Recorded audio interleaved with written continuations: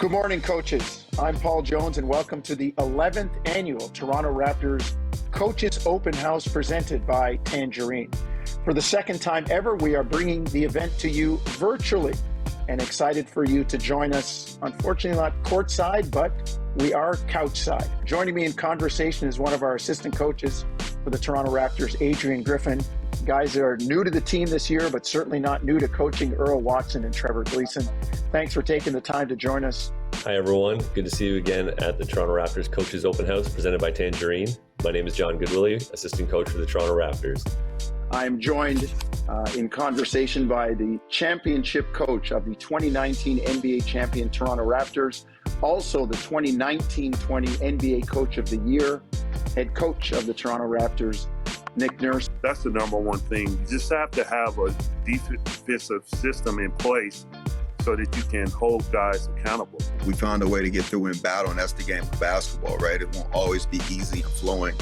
You have to fight through some quarters. Sometimes you have some down games that build you up for the future.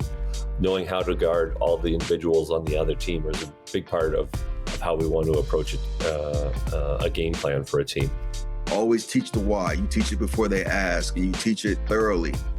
Playing hard still takes you a long way. This time they switch the pick and roll, and Fred gets down low to attack.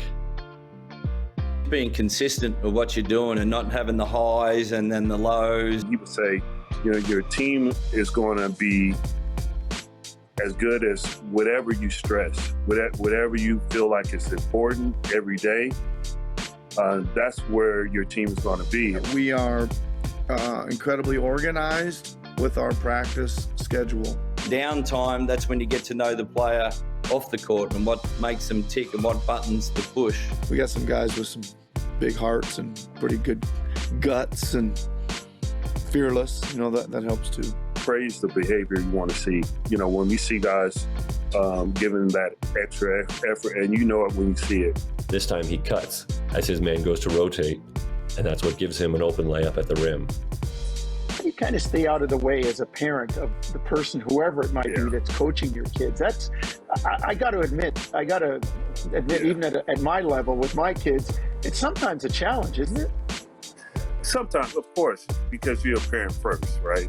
And those are your kids, and that, like all parents, you want them to play well and get opportunities and whatnot. But I think being a coach has helped me in that matter, because I know how hard coaches work and how much they care about the kids and how much they care about winning. And not just winning, but just developing those kids on and off the court. So I've always given the coaches the benefit of the doubt. It's something I love to do, to help them, see them. And the most important thing, you teach them the skill, but the most important thing is they've got a smile on their face and they're getting the love of basketball and love of playing sport and being a good teammate, and those things can carry on for the rest of your life. Listen, I still do a lot of coaching with kids and run my shooting camps and all those things, and boy, you just never know how you're going to impact them. I think sometimes you don't even know. I would just encourage the coaches to really take that time to develop yourself. A lot of, of the narratives and the messages over the years have been about player development, but coaches have to really develop twice as hard, in my opinion.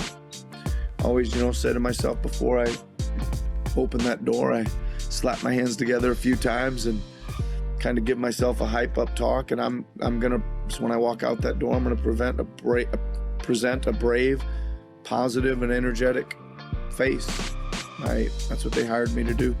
My staff needs it. My players need it. Whether virtually or in person, we really hope to see you again next year. Nick, thanks for joining us. To all the community coaches, thank you for joining us. Thanks, everybody.